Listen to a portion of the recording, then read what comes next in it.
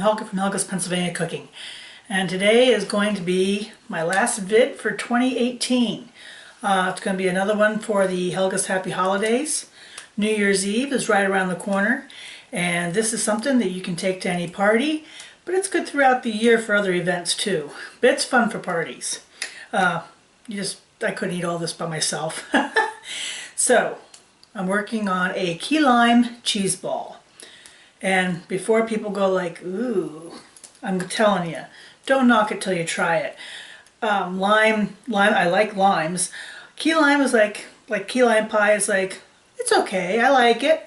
It's not my favorite thing, but this stuff is really good. Of course, it's got Philly cream cheese, so you know, how can you not love it?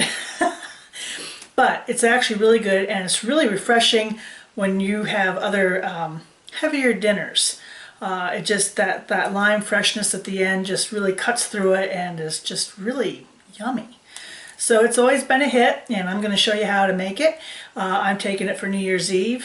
For his sister always hosts it New Year's Eve, and we do surf and turf for New Year's Eve, and I'm going to take that up along with my stuffed mushrooms this year. Ooh.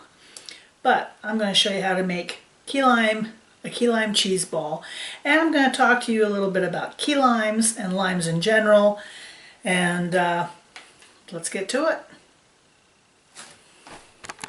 About this key lime cheese ball is you only need a few ingredients. My Philly cream cheese. Don't use other cream cheese, or I'm telling you, it's just not going to come out right. Sugar, limes, graham crackers, and there's a lemon. And I'm going to show you a hack on how to do key lime anything. So first, let's talk limes. These are actually Persian limes. These are the typical limes that you're going to find in most grocery stores. Alright, and they're a little bigger than a key lime. Key limes are actually come from the key lime area of Florida. And they're smaller. I think they're a little bit sweeter, and they're really, really good. And I have no idea why the rest of the United States prefers importing Persian limes when they can have perfectly nice little key limes. But this is what you'll find oftentimes in the stores. You can get limes like these, the Persian style, readily available, whereas finding key limes is usually a little bit trickier. So I'm going to show you how to substitute regular lime for key lime, because it's not just regular lime. You actually use half lime, half lemon juice for the amount of the key lime juice. But knowing that, that means you can make anything that calls for key limes with regular limes and lemons. So one regular lime, it calls for, so it's going to call for 4 8-ounce packages of cream cheese. I get the big Philly cream cheese bricks because I use it around the holidays a lot. So that's 2 pounds of cream cheese. It calls for 2 tablespoons of key lime juice, but doing the hack with the lemon and the regular limes, that's 1 tablespoon of lime juice and 1 tablespoon of lemon juice. And then it's going to call for 2 tablespoons of key lime zest. And I'm just going to tell you that this is what really gives the flavor, the lime flavor to the cheese ball, or anything that you're baking. Like when I make lemon bread, blueberry lemon bread, you know, I'll put lemon zest in that, and the zest just makes baked goods and other things that you're cooking pop. Tremendous flavor in the zest. And that's going to take 2 limes to get it all. But knowing this hack, like I said, I actually got hooked on the key lime cheese ball years ago through a company that sells mixes and sauces and things like that called Tastefully Simple. And they're a good company. And they're great if you don't have a lot of time and you don't cook or don't know how to make things. They're great to use. But I got this stuff from a friend as a gift and sample, and I really liked it, and I thought, well, there's got to be a way to make this, like, you know, real, not out of a box. And because then you don't get all the extra icky stuff that comes from processed foods. So I had to look a while, and then I had to refine it a little bit, but we got her, and this is the result.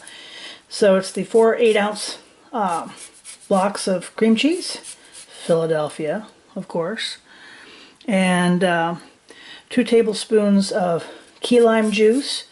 If you do not have key limes, it is 1 tablespoon of lime juice and 1 tablespoon of lemon juice. And then 2 tablespoons of lime zest. My zester has seen better days. But, oh, that is so fresh and lovely, I'm telling you. And 3/4 cup of sugar. So, that by the way, that tablespoon of lemon is about half a lemon, and the tablespoon of lime was a full lime or a little better. So my cream cheese is room temperature, and I'm going to throw it all in together and get it mixed in.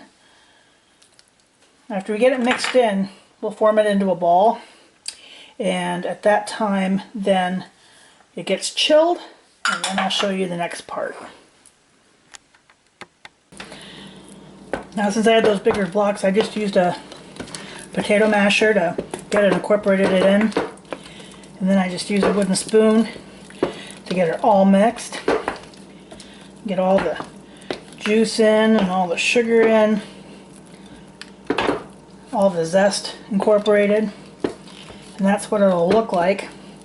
And then I'm just going to give it a taste test. Because, you know, maybe you like it a little bit sweeter. But oh man, that is so good. It is so fresh. It's rich and fresh and yummy. I'm going to loosely form this into a ball here. Cover it up with plastic wrap, and we're going to chill this for about half an hour to an hour, and then we're going to get its coating on and make it all look pretty. Okay, so the next phase. Now I took the saran wrap and I molded it over the cheese ball, because then we're just going to basically invert it. This helps keep you from getting so messy. And then we can work on, if you want to, you can bring this together so you can really truly mold it into a ball.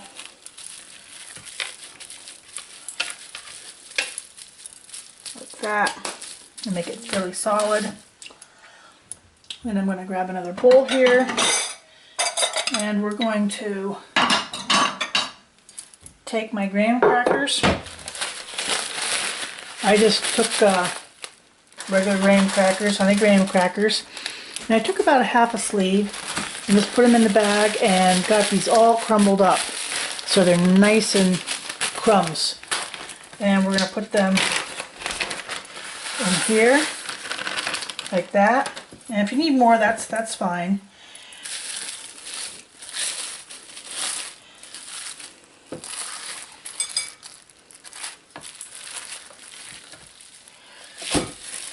But we'll do this, and we can work this back and forth. Get this all covered.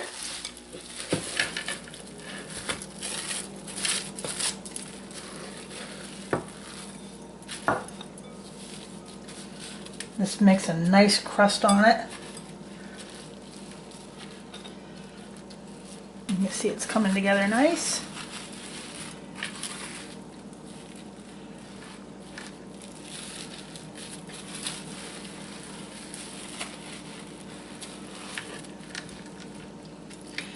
keeps the shape. Get underneath. Also gets it from not being so sticky.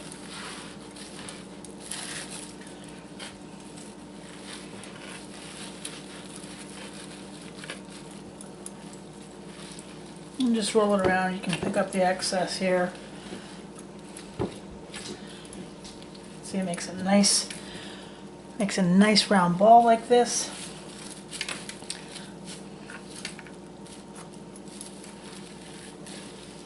There we go. And there we have the ball. And then I'll show you how to dress it up and present it and serve it. And here it is all put together. I just take the graham crackers and break them into strips for serving, and get yourself a nice little jelly knife or spreader to put in, and it's a hit. Put it out for parties, for big gatherings. It's fun to take to picnics in the summertime. It is great in the summertime, served along with barbecue stuff, like when we do barbecue ribs and coleslaw and all of that, and have this as a appetizer or dessert. And usually I serve this as a dessert, and it really hits the spot, and it's as little or as much as you want. Like I said, it's adjustable, so that also makes it nice. You can do so much with this. Well, you know what comes next. Yep, even though I've been sampling as we went along because I wanted to make sure the ratio was right, and it was. You know what comes next? The all-important taste test. So here it is. I just take a dipping graham like this and spread it on. And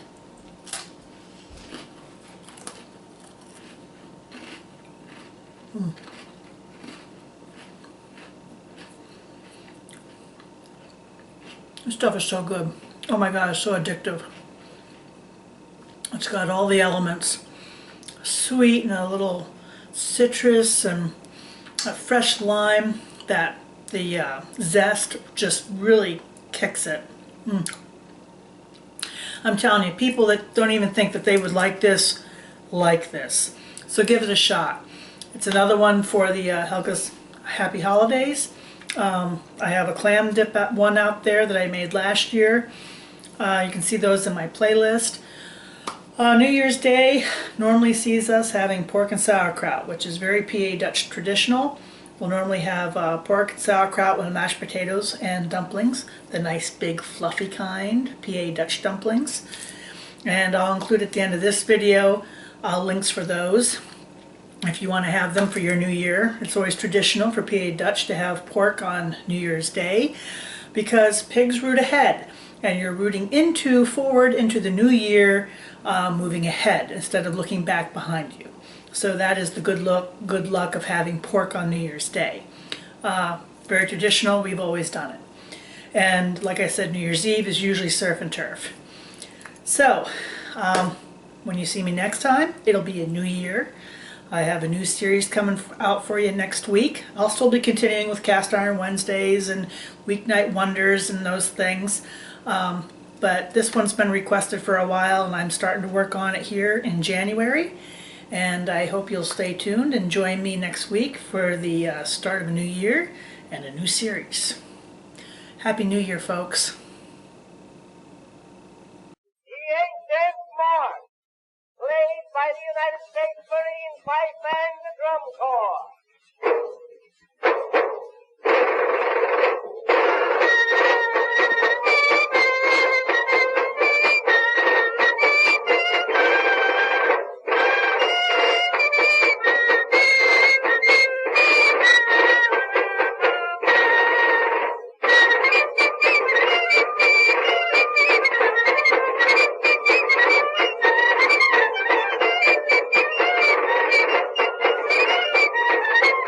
If you liked what you saw, like, subscribe, and join me next time here in Helga's Pennsylvania Cooking.